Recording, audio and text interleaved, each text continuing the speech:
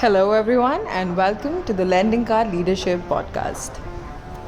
In this series, you get to hear our esteemed leaders answer some very serious and some not so serious questions.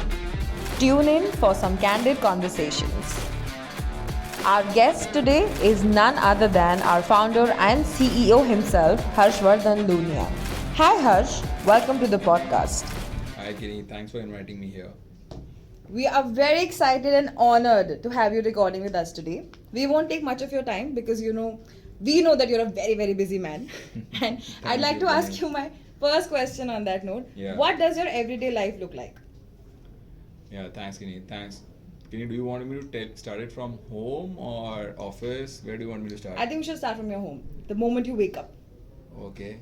So, Kenny, when I wake up, it's normally at around 7 o'clock or 7:30 around-ish overall. When I wake up, I straight away go for water, drink water, get fresh. Then it's normally I would prefer some physical activity. It's either yoga or walking. If I'm not doing either of that, then I normally don't miss my meditation session for 15-20 minutes. Then by the time it's 9 o'clock, I'm already showered and having breakfast. 9 o'clock call, I take it from home, and then sooner or later I leave for office. Great. And what does your office day every day look like? I mean, it's filled with meetings and calls. And Yeah. Office every day, Kenny, basically looks like meetings, calls, and scraping from one meeting to another, jumping from one meeting to another, trying to figure out 1,000 things at one time and stuff like that. But yeah, it's a mixed bag. Some days I have a lot more free where people cancel meetings, and some days are super packed where I am overworked. So it's a mixed bag. But not every day is super packed. It's a balance between pack and unpack. Yeah. Yeah. And how do you end your day like? When you go home, do you catch up time? You catch up with Yeah, the I family? do that. I think one thing that I would want to share, and I think I discussed with you as well. I start my day by writing down the tasks that I have to do during the day. Right, I write down all the tasks that I want to do, because normally what we do is we all get into the office hustle and bustle and start doing the work, and by end of the day we don't realize how much we have achieved, or satisfaction is not there. So if you classify your work into ABC, or which is priority, which is non-priority, at the end of the day, if you've covered most of A's, you still feel happy that you've done a lot of credible work. Absolutely. So I do that. I do that checkup mostly every day at the beginning of the day, and mostly at the end of the day or the next day beginning. What I've done, what I've not done, what are the critical tasks. So that helps me stay sane. When I reach home, normally going back home and coming to office, both are my times where I hear loud music in the car. So I just want to blur out all the other voices that are coming either from myself or outside. So that's there. When I reach home, it's normally either I take dinner or then go for my slow walk, listening to my music, or I go for a walk, listen to music, relax myself, calm myself down, and then I have dinner. Great. So that's the normal trend, yeah. Thank you, Harsh. So, pro tip for all our listeners: prioritize your day. Okay, moving on, Harsh. So, like you walk into office every day after your morning call, like you just said, right? You're walking, you're just entering office, and you see a lot of people around you. You see people get intimidated by you. They sort of see you as this personality, right? Yeah. So, what are you seeing when they are seeing you? So surprisingly, when I get into office, either I am on some conversation, some call, I have just completed it in my car, and when I enter the office, that thought is still there with me. So a lot of times while I'm walking here or there, I am in my thought only. But a lot of times I also like to do small talks with people, right? If I get to see somebody in Lendingkart in the lift or on the walkway, I'll just ask them, how are you? Or if I see something new on them, right? A new shirt or a new shoe or something else, where did you get it from? Colors, this and that. So I normally prefer to do that as well. But like you said, we had discussed this earlier as well, right? People do straighten themselves up. They start working when they see me.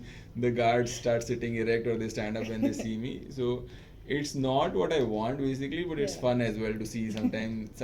It's fun as well to see them doing that sometimes. It comes with being you. Yeah, it comes with being me. Yeah. Great, thank you. There are so many people who work at Lendingkart, and I'm sure that everybody has this question. What is the story behind the name Lendingkart? Yeah. It's a surprising one as well. So I was planning to start my fintech, and I think it was April 3rd, 2014, when I went to see my brother in Bombay, right, and discuss the idea of a fintech overall. So he and his partner were there in the morning after breakfast. We all sat, and I remember it was in Paytm's office near airport, right? And there we used to sit in a rented premise, and we sat there. And at I think 10:30, 11, they told me, why don't you, if you want to start a startup, go and get a name for yourself, or domain name for yourself, right? So I think in next half an hour, I just zeroed down on two names, Money Cart and Lendingkart. Cart was required because Flipkart had just become a unicorn then, so I was very clear whichever company name or domain name I buy, it had to have cart. Similarly, money, lending, and all those pieces were there. So I think Money Cart basically was rupees 1.5 lakhs, and Lendingkart was available at 4,500. So at that time, not knowing what will work, what will not work, I basically went ahead and bought Lendingkart, thinking that if the company doesn't work, I'll only spend 4,500 on the name. And that's how we got the domain name, and that's how Lendingkart started. That's very interesting. Very interesting to know. Yeah. So you took the first step, you got the name. Yeah. What happened after, how did it all start after that? Why into lending and why MSMEs? So yeah, this is again interesting. So I completed the name in half an hour and felt good. I said, okay, startup is easy, right? And the next step, they told me that why don't you then go out and get a co-founder yourself? You need a partner. So that's where I started calling up my friends and people whom I knew and everything. So almost entire day I called up known people, friends, relatives, that would you become my co-founder in this startup and everything. And I think by 7:30 in the evening, I've almost called up everyone. Overall, everybody had told me no, right? So I was just thinking, should I book a train ticket or a flight ticket back, go back to Ahmedabad, because I won't find a co-founder. I think the segment and the space, I had only done lending before. I had worked in banks before, right? So I knew lending, and I think normally the investors, when you meet them or anybody who does a startup, I had been told that you get asked three questions, right? Of what kind of business do you want to build? Right. Essentially for us it was financial services or lending. Does that business have scope and scale or can become large? Yes, lending can become large. And third, why you? Right? Why you should do it?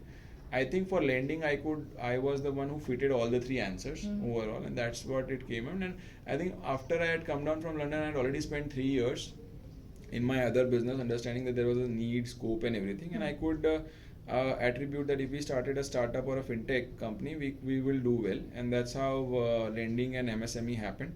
MSME happened because I had done MSME before, not consumer before, and that's why we started doing MSME lending overall. Okay, great. It's great to see how far you've come.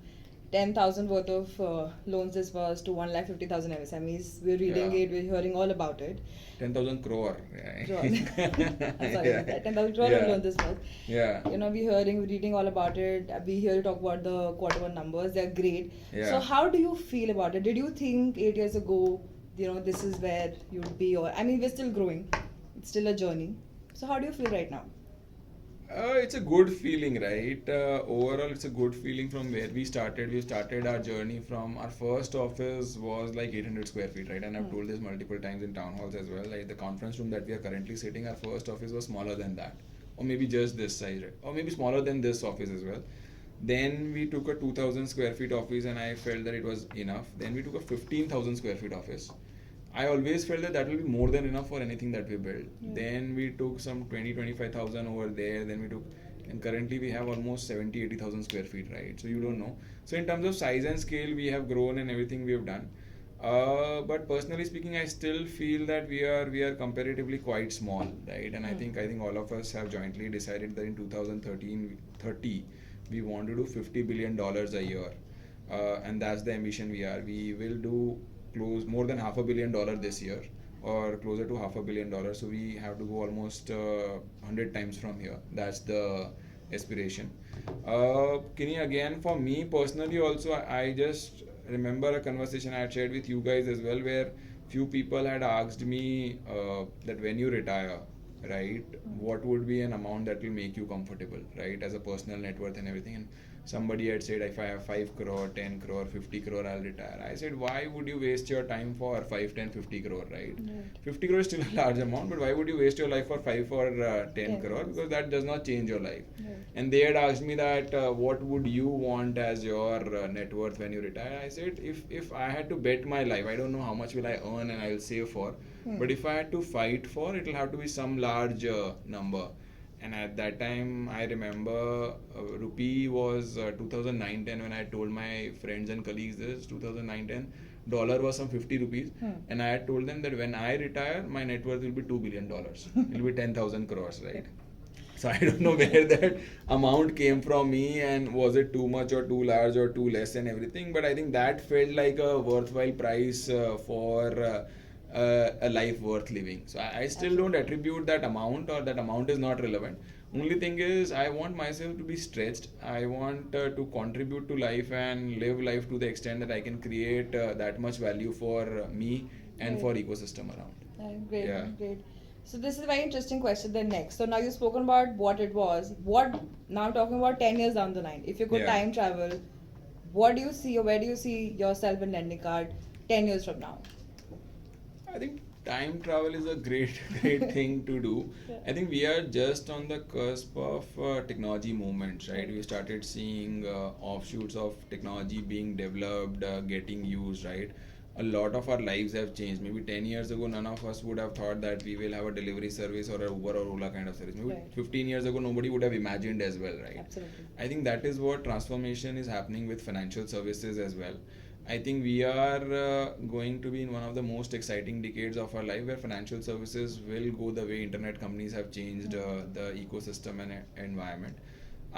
Given a chance, I would want to see what all do we achieve 10 years from now, go and experience it, and maybe get some data points so that we come and build it now. And maybe hurry up. We whatever that's done in 10 years, we go ahead and build that in 3 or 5 years. Yeah. Great. So you were mentioning about the trends that you're seeing in the fintech space, right?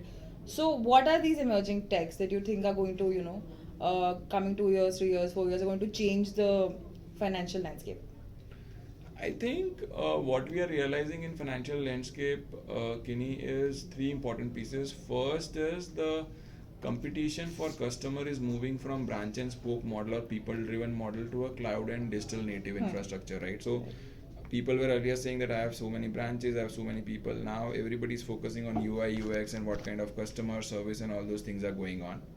Secondly, I think we still haven't reached a phase where personalization of service has happened in financial services, right? Personalization of service, miniaturization of products, or right fit products for right consumers.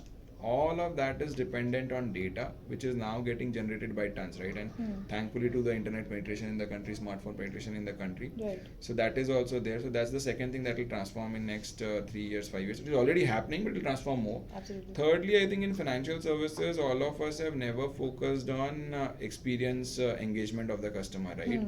Whenever you wanted to get a loan, you go to a branch or a branch manager. If he can give you, he gives you. If he doesn't give you, right? I think that's gonna change as well. People will have to focus on experience engagement of the customer and serve him the rightful product. So these 3 things we will see in the coming years. Great. So while the tech is evolving and you're talking about business and financial landscape also evolving, if in your personal life I were to ask you, what is that one thing that you feel tech can never replace in your life? Yeah, again, that's an important piece. I thought about this question. I think books is one which I still like to read, hardbound or softbound, right? I don't think I can replace them with an iPad or a Kindle overall. I still feel that to get real feel of books, right? Overall, you need to continue with the soft books overall, or actual paper books overall. So how many books have you read this year? Do you have a target for the year? So, Kinya, I'm an avid reader, essentially. I don't keep a target, but I normally feel that whenever I go to Crossword, I don't buy a single book. I buy 4 or 5 books. And somehow across my life, after my education and everything, I have become a speed reader, right? So normally if I want to, I might be able to read a book in 5 hours, 6 hours, right? So if I'm taking a long distance flight, going from here to Bangalore and coming back from Bangalore, I can complete a book, right? Right. And in that, not necessarily I'll read every page or every chapter, whatever I feel like reading every page. I normally have a habit of reading every alternate line or every alternate page. And I normally start book from behind as well, read the last chapter first, and if I feel it's not worth it, I leave the book as well. So that's how it works with me. But yeah, I read a lot of management books. I read a lot of biographies. I get inspired by them. I read a lot of self-help books as well that help me gain more wisdom about people, psychology of people, and maybe gain more insights into business. Not all of it is very relevant, but sometimes it does help me at the back of my head to create frameworks for business, people, thoughts, and ideas as well. Great. So if there's one book you'd like to recommend to our listeners, what would that be? I think I shared that name with you. What was that name? The Subtle Art of Not giving a fuck. Right? I think that's one of the very nicest in the sense that's a different view book, The Subtle Art of Not Giving a Fuck, right? Because I think in our lives we start giving a lot of thoughts and a lot of focus on areas which are not required, right? So you need to, we've always heard from everyone that we should have the capability of saying no, right? Till the time you have capability of saying no on things to people, you don't start living your life, right? And that's what that clearly comes out in that book, that not every action or not every work or every person that you work, interact, engage with is worth that much, because we spend a lot of emotional, physical, mental energy on things where we are not required to spend. Right. If we start balancing it out, our lives will be much more fulfilling. Absolutely. Yeah. Wonderful. Now this is a popular choice question. So there's one thing that goes around across all offices and there's no escaping this. So how do you keep up with the office gossip? You have sources across offices who spills the tea. I have sources across offices who give me all the tea. Further, I think I also have a good observation power. I feel that I have a good observation power overall, because when I see people, their behaviors, the way they are behaving or dressing up or interacting, writing mails, right, speaking to me on phone, it does help me get a garner of what's going on a little bit in their minds as well. So both these things help me. Guys, beware, Harsh has his sources across offices. Okay, one last, we'll just have a very quick rapid fire with you. Sure. Do you prefer calls or texts? I am good with calls. I don't like to type so much. I much better ring me on phone or video call or anything. Tests, I'm very, very painful. Great. Work from home or work from office? Work from office. I definitely love working from office, yeah. Movies, science fiction or rom-coms? Science fictions I like, but I like comedies as well. So I like the rom-com part, but wherever the drama gets too much, minus that, I just get up for grabbing biscuits or chips or ice cream, right? I cannot jillify the crying part and the sad part of rom-coms, but the fun part is good, right? Absolutely. Morning coffee or evening chai? Evening coffee. Good one. Makarba office or Vastrapur office? I like both the offices, but I think I love more the vibe at Makarba office, right? There is a continuous chatter going on, there is energy on the floor, people are working. So I like that place much more. Great. That's all we have for you today, Harsh. Thank you so much. Thank you, Kenny, for inviting me. Thank you, Harsh, for all your time today. And to all our listeners, thank you so much for tuning in. Don't forget to subscribe to our channel, hit like and share. मिलते हैं अगली बार with some real insights on leadership and the industry.